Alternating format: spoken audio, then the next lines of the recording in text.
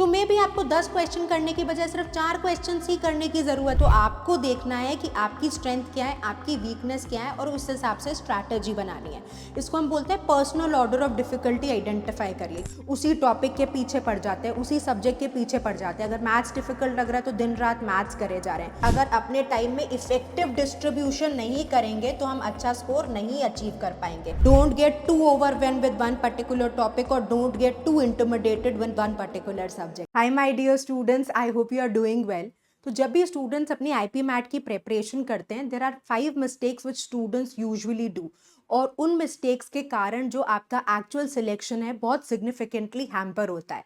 तो इस quick video में हम डिस्कस करेंगे कि what are the mistakes you should not do while you prepare for IP MAT. Let's get started. My name is Juhi Narula. तो देखिए, you have to be very strategic when you prepare for any competitive exam, because are effort in the right direction would give us results, right. तो अगर हमारा effort right direction में नहीं है तो हम कितना भी मेहनत कर लें, हम एक्चुअली अपना ड्रीम कॉलेज नहीं अचीव कर पाएंगे। तो सबसे पहली मिस्टेक जो स्टूडेंट्स करते हैं कि कॉन्सेप्चुअल क्लैरिटी और फाउंडेशन पे काम नहीं करते, राइट। ये एक बहुत बड़ा गैप क्रिएट कर देता है। स्टूडेंट्स को शुरू से ही लगता है कि हम एडवांस लेवल के क्वेश्चंस कर लें, पीवाईक्यूज कर लें, टेस्ट में अच्छा स्कोर कर लें, पर जब तक आपकी फाउंडेशन क्लियर नहीं है तब तक आपकी स्ट्रॉन्ग प्रिपरेशन कॉम्पिटिटिव एग्जाम की नहीं हो सकती। तो as a first step it is strongly recommended that you do the fundamentals, right. So fundamentals of quant, जहां पर आप अपने 6 to 10th के बेसिक कॉन्सेप्ट्स को रिवाइज कर लें, राइट। उसके अलावा जब हम इंग्लिश की बात करते हैं तो रीडिंग में आप फ्रेंडलीनेस बिल्ड कर लें, ग्रामर के फंडामेंटल्स आपको पता हो। फंडामेंटल्स में सिंपल कॉन्सेप्ट, जैसे आपको पार्ट्स ऑफ स्पीच के बारे में पता हो अच्छे से, राइट। आपको टेंसेस की अवेयरनेस हो, एक्टिव पैसिव, इस तरीके के कॉन्सेप्ट्स के साथ फ्रेंडलीनेस होनी ज़रूरी है। और ये ऐसा नहीं है कि कोई बिल्कुल नए कॉन्सेप्ट्स है जिसके वो पढ़ाया नहीं जा रहा स्कूल्स में, या फंडामेंटल्स आपको बताए नहीं गए हैं। बिल्कुल बताए गए हैं, बस कई बार हम वो कॉन्सेप्ट्स मिस कर जाते हैं या हम उतना इफेक्टिवली रिटेन नहीं कर पाते। तो इसलिए एक सॉलिड रिवीजन करके, फंडामेंटल्स फाउंडेशन को स्ट्रॉन्ग करके अपनी प्रेपरेशन में आगे बढ़िए, right. So next if we proceed, the next is not managing time during your preparation. तो कई बार क्या होता है, जो टॉपिक हमें डिफिकल्ट लगता है हम क्या करते हैं, उसी टॉपिक के पीछे पड़ जाते हैं, उसी सब्जेक्ट के पीछे पड़ जाते हैं। अगर मैथ्स डिफिकल्ट लग रहा है तो दिन रात मैथ्स करे जा रहे हैं और बाकी सब्जेक्ट्स को फोकस ही नहीं कर रहे। या फिर कई बार ऐसा भी होता है, जो सब्जेक्ट मुश्किल लगता है उसमें हम बिल्कुल ध्यान नहीं देते, जो सब्जेक्ट हमें आसान लगता है उसको ज्यादा पढ़ने लग जाते हैं, राइट। तो इस तरीके से हम अगर अपने टाइम में इफेक्टिव डिस्ट्रीब्यूशन नहीं करेंगे तो हम अच्छा स्कोर नहीं अचीव कर पाएंगे। So the idea is effective time distribution, it is not uniform. ऐसा नहीं कि भाई मेरे को अगर क्वांट में 1 घंटा दे रही हूँ, मैं वर्बल में भी 1 दे रही हूँ। अगर आपको ऐसा लगता है कि आपको वर्बल में ज्यादा एफर्ट की जरूरत है तो वर्बल में ज्यादा टाइम दीजिए। अगर आपको लगता है कि क्वांट अच्छा है आपका, आपको कम टाइम चाहिए तो कम टाइम दीजिए। बट ऐसा करें कि बिल्कुल टाइम ना दे, ये गड़बड़ ना करें, राइट। क्योंकि आपको ये इंश्योर करना है कि जो आपकी स्ट्रेंथ है प्रेपरेशन में, वो स्ट्रेंथ थ्रू आउट रहे। अगर आप अपने स्ट्रेंथ वाले टॉपिक पे काम नहीं करेंगे तो ग्रेजुअली आपको वो पकड़ नहीं बन पाएगी, वो डिफिकल्ट क्वेश्चंस आप क्रैक नहीं कर पाएंगे, राइट। तो दैट इज रियली इंपॉर्टेंट कि स्ट्रेंथ हमारी स्ट्रेंथ रहे, वीकनेस हमारी स्ट्रेंथ की तरफ बढ़े। अगर आप वीक टॉपिक को बिल्कुल छोड़ देंगे, आप सोचेंगे कि मैं लास्ट के 2 महीने में काम कर लूंगा, नहीं। आप सारे टॉपिक्स को एक साथ लेकर चलिए। ये बहुत बड़ा गैप है, जो गलती है जो स्टूडेंट्स अक्सर करते हैं, जिससे क्या होता है कि आप हर टॉपिक में इंप्रूव नहीं कर पाते और एग्जाम में हर सब्जेक्ट में आप बढ़िया परफॉर्म नहीं कर पाते, राइट। तो इसका जरूर ध्यान रखेंगे आप, that you should manage your time during preparation, be very intelligent, don't get to overwhelmed with one particular topic और don't get to intimidated with one particular subject, right. So this is really important. Next mistake is you are neglecting mocks and previous year questions. तो अक्सर students को हमने ऐसा देखते हुए करते हुए देखा है कि वो क्या करते हैं, वो मॉक्स ही नहीं देते। जब मॉक्स देने का टाइम आता है तो सोचते हैं कि अभी तो मेरे को कॉन्फिडेंस नहीं आ रहा, मैं अभी थोड़ा और टाइम रुक जाती हूँ, या अभी मेरी प्रेपरेशन इतनी सॉलिड नहीं है।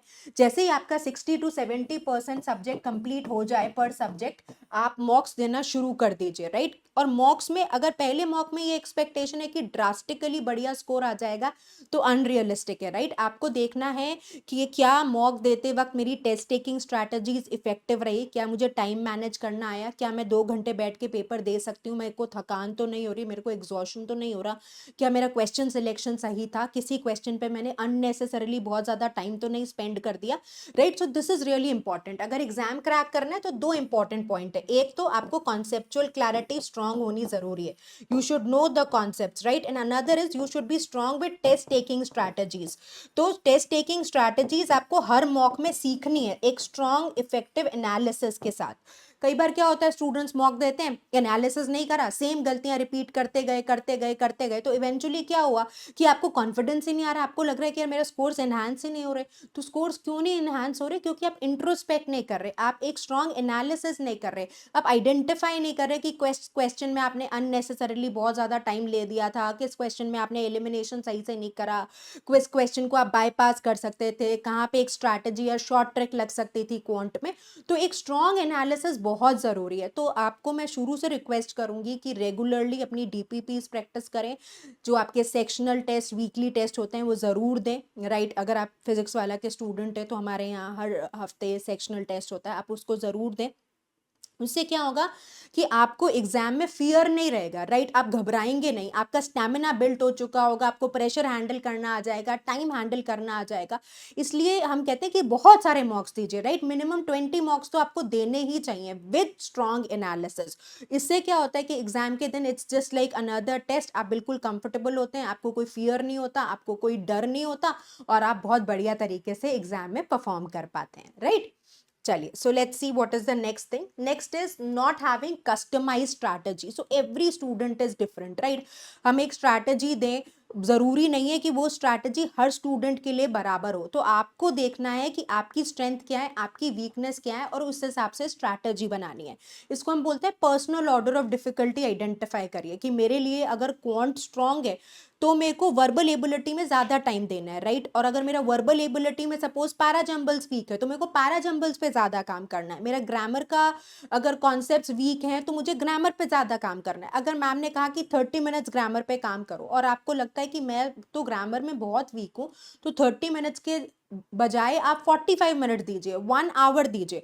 अगर आप रीडिंग में बिगिनर हैं तो हम यूजुअली सजेस्ट करते हैं आधा घंटा रीडिंग सब बच्चों को करनी चाहिए, चाहे किसी लेवल पे भी हो। पर आपको लगता है कि आपको तो अभी भाषा में पकड़ ही नहीं बन रही, आपको कंट्रोल ही नहीं आ रहा, तो आपको 1 आवर रीडिंग करनी है, राइट। सिमिलरली अगर मैथ्स में सर ने सजेस्ट किया कि 10 क्वेश्चन एक टॉपिक के करने पर आपको कॉन्फिडेंस नहीं आया, आपको मोमेंटम नहीं आया, तो आप 20 क्वेश्चन करिए। पैरा जंबल्स में अगर आपको लगता है कि मेरे को 10 क्वेश्चन 20 क्वेश्चन से कॉन्फिडेंस नहीं आ रहा, डू 20 मोर। उससे भी नहीं आ रहा, डू फर्दर 20, राइट।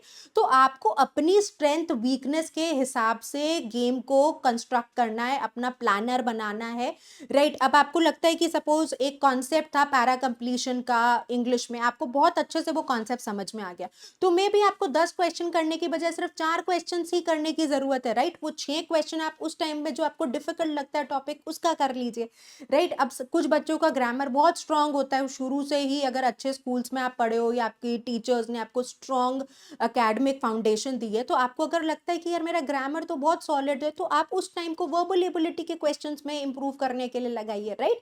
तो स्ट्रैटेजिकली, और ये बार बार पूछते हैं कि हमें कैसे पता चलेगा, जितना आप अपनी प्रेपरेशन को क्लोजली मॉनिटर करेंगे, राइट, जितना आप सेक्शनल टेस्ट देंगे, जितनी क्लासेस रेगुलरली अटेंड करेंगे, जितने इनकरेक्ट क्वेश्चंस को इवैल्यूएट करेंगे, उससे आपको पता चलेगा, right. So there is no one standard strategy to fit for everybody, you have to play as per your strengths and weaknesses, this is really important, right. Next important suggestion is that you at times क्या होता है, students बहुत ज्यादा focus conceptual clarity पे दे देते हैं, पर वो उस पूरी दौर प्रेपरेशन के दौरान जो रिटन एबिलिटी टेस्ट होता है और पर्सनल इंटरव्यू होता है उसकी प्रेपरेशन नहीं कर पाते।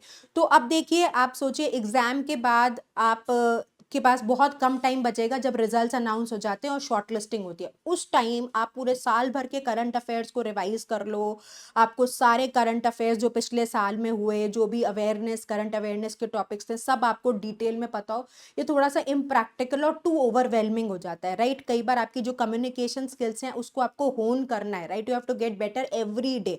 तो बच्चे बहुत अच्छा पेपर में परफॉर्म कर लेते हैं, बट इंटरव्यूज में और रिटन एबिलिटी टेस्ट में वो अच्छा परफॉर्म ही नहीं कर पाते तो वो भी आपके चांसेस को कम कर देता है to get the final selection, right. तो इसलिए थोड़ा सा कम्युनिकेशन स्किल्स पे काम करते रहिए, राइट, गेट बेटर। उसके लिए आप पॉडकास्ट सुनिए, न्यूज़पेपर्स पढ़िए, जो करंट अफेयर्स के आप टॉपिक जनरल रीडिंग में कर रहे हैं उनके छोटे नोट्स बनाते रहिए। एडिटोरियल्स में जो व्यू पॉइंट्स लेते हैं उसमें कौन सा व्यू पॉइंट आपको सबसे ज़्यादा इफेक्टिव लगता है उसको लिख लीजिए, ताकि आपके पास सारा मटेरियल कंसोलिडेटेड हो और एग्जाम से पहले बस आपको वो की नोट्स को रिवाइज करना। सिमिलरली पॉडकास्ट सुनते रहिए, कुछ क्वेश्चंस पे आप काम कर सकते हैं, that what is your hobby, right. तो अगर आपकी कोई हॉबी है जैसे सुडोको फिल करना है तो सुडोको किसने क्रिएट किया था, आप खुद सुडोको की अग्रेसिवली प्रैक्टिस करते रहिए। एग्जाम टाइम में, इंटरव्यू टाइम में सुडोको सॉल्व करवा लिया तो आप कॉन्फिडेंट होने चाहिए। आपसे पूछा जाए कि आपकी हॉबी, अगर आप बोलते हैं कि क्रिकेट देखना है, क्रिकेट खेलना है, तो आपको सब पता होना चाहिए कि क्रिकेट कब शुरू हुआ था, आपका फेवरेट प्लेयर का क्या बैकग्राउंड है, किस तरह की उनकी मैच विनिंग परफॉर्मेंसेस रही हैं, सब कुछ in fact, right. Indian female cricket team में कौन कैप्टन है, कौन सा सबसे बढ़िया मैच रहा, राइट। तो इस तरीके की सारी डिटेल्स आपको बहुत अच्छे से पता होनी चाहिए। तो होमवर्क लास्ट मिनट पे नहीं हो पाता, राइट।